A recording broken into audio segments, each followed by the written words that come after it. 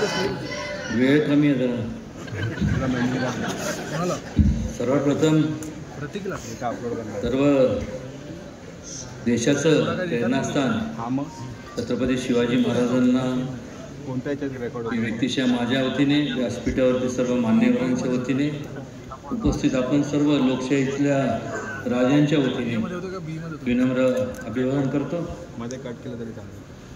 आज ह्या मराठ्यांच्या राजधानीत आदरणीय मुख्यमंत्री, आदरणीय दोन्ही उपमुख्यमंत्री, त्याचबरोबर सुधीर भाऊ आज त्या ठिकाणी आवर्जून उपस्थित राहिल्याबद्दल त्यांचं सर्व सावनगरीच्या वतीने स्वागत करतो. माझे मित्र आणि या जिल्ह्याचे पालकमंत्री आमदार शंभूराज देसाई, आमदार शिवेंद्रराजे, आमदार महेश शिंदे, आमदार मकरंद आबा पाटील, आमदार जयकुमार गोरे आणि खास करून या ठिकाणी उपस्थित असलेले त्यांनी लंडनहून वाघनखं या ठिकाणी आणण्याचं काम केलं. त्यांची कालच बरंच विस्तृतपणे माझी भेट झाली असे निकोलस मर्चंट, त्याचबरोबर खारगे साहेब, किशन कुमार शर्मा, आमच्या भगिनी वृषाली राजे भोसले, त्याचबरोबर या ठिकाणी उपस्थित सर्व शिवप्रेमी, सर्व उपस्थित सर्व मान्यवर. आपल्याला माहीत आहे की आजचा दिवस हा अत्यंत महत्त्वाचा असा दिवस आहे, कारण छत्रपती शिवाजी महाराजांनी त्या काळात जो लोकशाहीचा ढाचा होता तो रचला.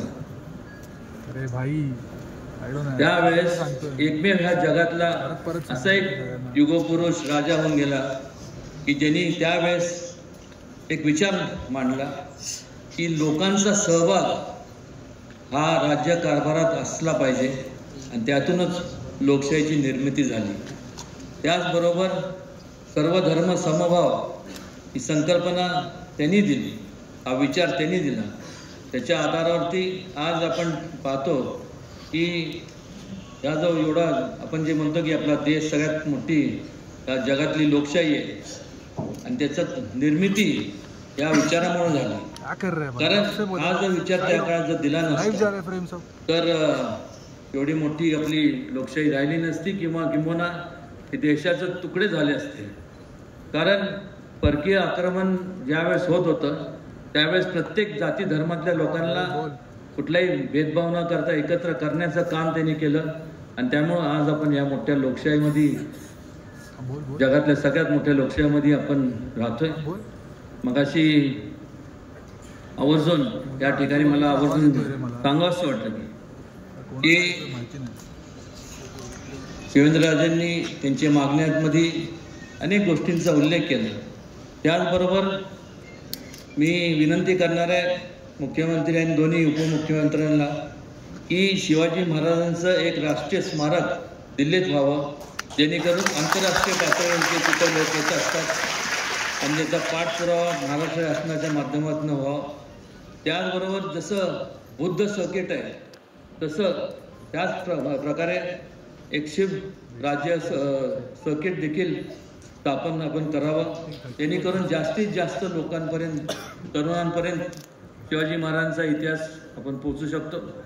त्याचबरोबर वेगवेगळ्या अनेकदा वादविवाद होत असतात आणि हे टाळण्याकरता महाराष्ट्र शासनाने एक समिती नेमावी आणि त्याच्या माध्यमातून एक अधिकृत शासनाच्या वतीने एक त्यांचं संपूर्ण चारित्र्य प्रकाशित, शिवचारित्र्य प्रकाशित करावं ही आवर्जून या ठिकाणी मला सांगावंसं वाटतं.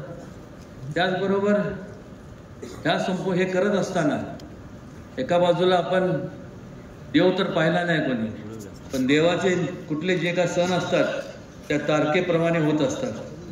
पण मला एक समजत नाही की ज्यावेळेस छत्रपती शिवाजी महाराजांचा जेव्हा कुठलाही विषय निघतो त्यावेळेस त्याच्यावर वादविवाद का निर्माण केले जातात.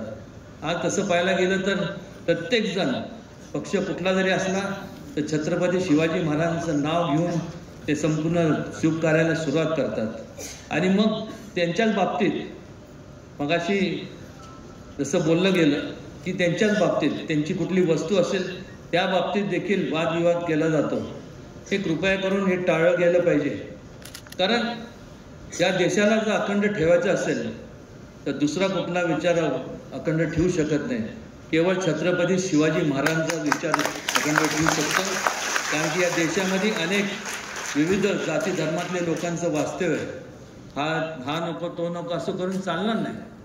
आणि त्यामुळं हे असे जर वादविवाद जर का जे लोक मग कुठल्या पक्षाचे जरी असले तर करत असतील तर माझी त्यांना कळकळीची विनंती आहे की असं कृपया करून करू नका. या संपूर्ण देशातल्या नागरिकांमध्ये कुठल्याही प्रकारचं वितुष्ट घालू नका, त्यांच्यामध्ये भेदभाव निर्माण करू नका.